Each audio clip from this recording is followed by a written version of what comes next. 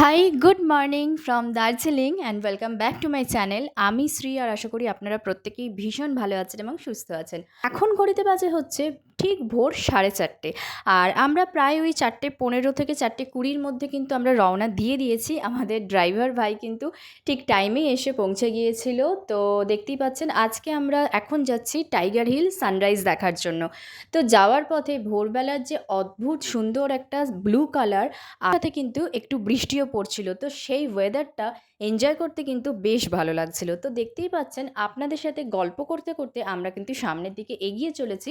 But tiger হিলে পৌঁছানোর পর আমরা কিন্তু একটু হলেও আপসেট হয়ে গিয়েছিলাম, তার কারণ ওয়েদার ভীষণ খারাপ ছিল, আমরা সানরাইজ দেখতে পাইনি। তো এখানে দেখতেই পাচ্ছেন চারিদিকে কুয়াশায় ভরে গেছে আর প্রচণ্ড ঠান্ডা একটা হাওয়া দিচ্ছিল আর তার সাথে কিন্তু বৃষ্টিও হচ্ছিল। আর এই যে ফেরার পথে দেখতেই পাচ্ছেন পাইন গাছের যে ফরেস্ট, সেটার মধ্যে সেটাকে বৃষ্টির মধ্যে দেখতে কিন্তু ভীষণই ভালো লাগছিল। তো সানরাইজ দেখা হয়নি তো কি হয়েছে, এই ওয়েদারটাকে, এই ভোরবেলার ওয়েদারটাকে তো এনজয় করতে পারলাম, এই ভোরবেলার যে বিউটি সেটাকে আমরা এনজয় করতে পারলাম। সো এনিওয়েজ তারপর কিন্তু আমরা দেখতেই পাচ্ছেন হোটেলে চলে এলাম and this is the view from my window. So এটা আমার ভীষণ ভালো লেগেছে, মানে এই ভিউটা আমার ভীষণ ভীষণ ভালো লেগেছে, মানে মনে হয় আমি এখানেই বসে থাকি সারাদিন। তো এনিওয়েজ হোটেলে আসার পরে কিন্তু আমরা ফ্রেশ হলাম, স্নান করলাম, আমাদের ব্রেকফাস্ট করার কথা ছিল, বাট যেহেতু মানে আমাদের ড্রাইভার ভাই চলে এসেছিলো, তো সেই কারণে আমরা ব্রেকফাস্ট করিনি। অ্যাকচুয়ালি আমাদেরও একটু লেট হয়ে গিয়েছিল, তো সেই কারণে কোনো রকমে তাড়াহুড়ো করে আমরা বেরিয়ে পড়েছি। এই যে দেখতেই পাচ্ছেন ঠিকঠাক করে রেডিও হতে পারিনি, মানে গাড়ির মধ্যে বসেই মানে হেয়ার কম করেছি, রেডি হয়েছি। তো এনিওয়েজ এই যে দেখতেই পাচ্ছেন। তো আজকে আমরা যাব 7 পয়েন্ট। তো চলুন এগিয়ে যাওয়া যাক। সো আজকে আমরা যাব 7 পয়েন্ট। তো কোথায় কোথায় যাচ্ছি, কোন কোন জায়গা কভার করছি, তো চলুন দেখতে থাকুন।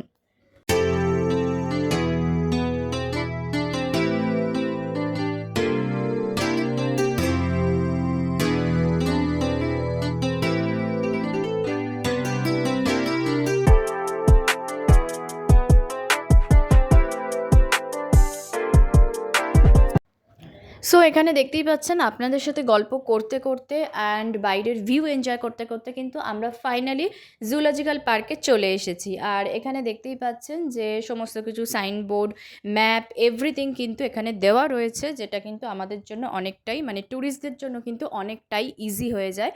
তো এই যে দেখতেই পাচ্ছেন এই ভিউটা আমি আপনাদের সাথে শেয়ার করছি। অ্যাকচুয়ালি পাহাড়ে এলে যা হয়, মানে ন্যাচারাল যে বিউটি সেটা, মানে যে কোনো জায়গা থেকে দাঁড়ালেই কিন্তু এই ভিউগুলো ভীষণ কমন, তাই না, পাহাড়ে।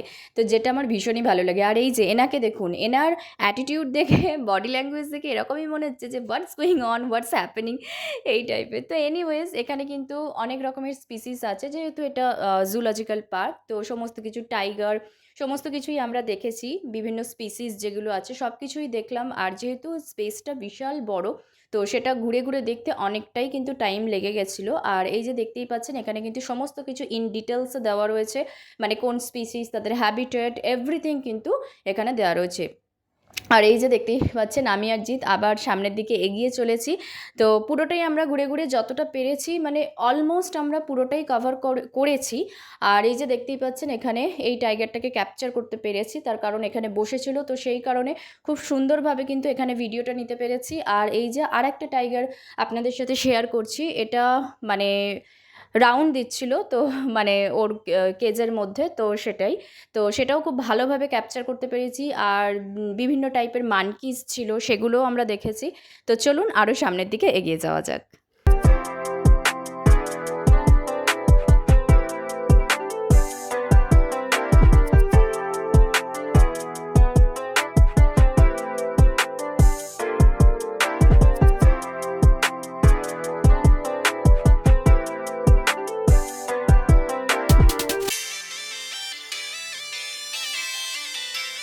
কিন্তু আমরা চলে গিয়েছিলাম হিমালয়ান মাউন্টেনিয়ারিং ইনস্টিটিউটে। আর সেখানে গিয়ে কিন্তু অনেক রকম অ্যাক্টিভিটিস ছিল, জিপ লাইনিং ছিল, আরও অনেক কিছু ছিল। তো আমি সেই অ্যাক্টিভিটিসগুলো আমি করেছিলাম। তো চাইলে কিন্তু আপনারাও এই অ্যাক্টিভিটিগুলো করে এনজয় করতে পারেন। আর যেহেতু ভিতরে ফটোগ্রাফি কোনো কিছুই অ্যালাউ ছিল না, তো সেই কারণে মিউজিয়ামের কোনো রকম ভিডিওগ্রাফি বা ফটোগ্রাফি করতে পারিনি।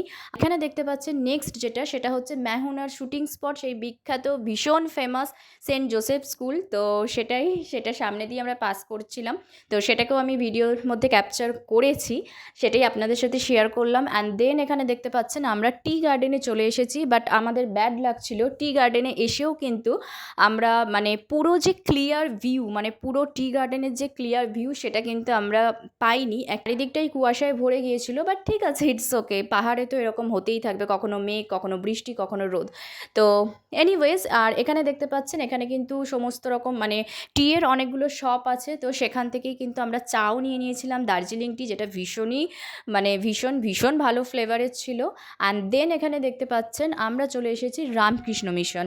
তো এই স্পটটা অ্যাকচুয়ালি আমারও জানা ছিল না, আমাদের ড্রাইভার ভাই যে ছিল সে কিন্তু এটা আমাদেরকে মানে বলতে পারেন যে রেকগনাইজ করিয়েছে, তার কারণ দার্জিলিংয়ে এত সুন্দর একটা রামকৃষ্ণ মিশন আছে সেটা আমার নলেজের মধ্যে ছিল না।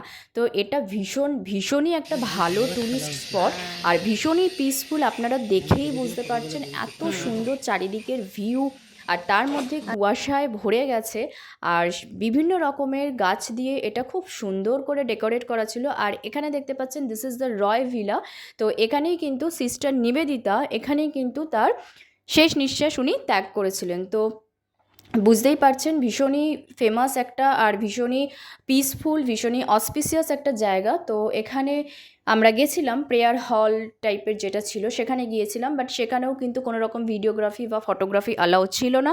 সো দ্যাটস ওয়াই কোনো রকম ভিডিওগ্রাফি বা ফটোগ্রাফি ভেতরে কিন্তু আমি নিতে পারিনি, এই কারণে আমি বাইরে থেকে এটা আপনাদের সাথে শেয়ার করে নিলাম। সো চলুন, আজকের ভিডিওটা যেহেতু অনেকটা লেন্দি হয়ে যাচ্ছে, তো আজকের ভিডিওটা আমি এখানেই এন্ড করছি। তো এটার সেকেন্ড পার্ট কিন্তু আসতে চলেছে। অ্যাকচুয়ালি যেহেতু আমি 7 পয়েন্ট বলেছি, তো আরও অনেক কিছু ট্যুরিস্ট স্পট কিন্তু আমরা কভার করেছি, তো আমি সেটা নেক্সট ভিডিওতে আনবো। আজকের মতো ভিডিওটাকে এখানেই এন্ড করছি। আপনারা প্রত্যেকেই ভীষণ ভালো থাকবেন এবং সুস্থ থাকবেন। দেখা হচ্ছে নেক্সট ভিডিওতে। বাই।